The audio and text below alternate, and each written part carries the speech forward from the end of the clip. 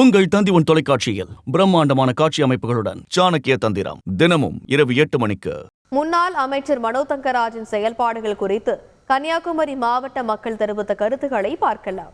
கன்னியாகுமரி மாவட்டத்தில் இந்த ஒரே எம்எல்ஏ முறையில் மரியாதைக்குரிய மனோ தங்கராஜ் அவங்கள அமைச்சர் பதவி கொடுத்துருந்தாங்க.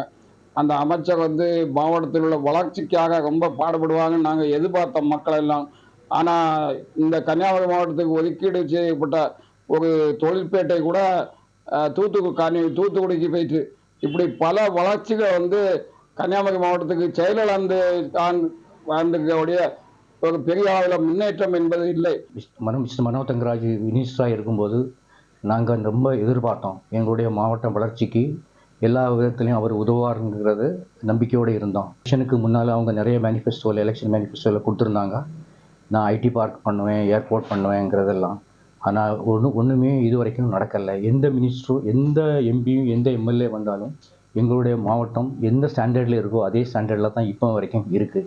மாவட்டத்தில் பதவி எடுக்கும் பொழுது நிறைய வளர்ச்சி பணிகள் நடக்கும் என்று எதிர்பார்த்தோம். ஆனால் அந்த அளவில் நடக்கவில்லை.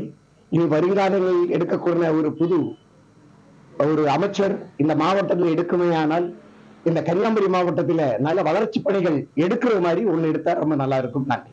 உங்கள் தந்தி தொலைக்காட்சியில் பிரம்மாண்டமான காட்சி அமைப்புகளுடன் சாணக்கிய தந்திரம் தினமும் இரவு 8 மணிக்கு.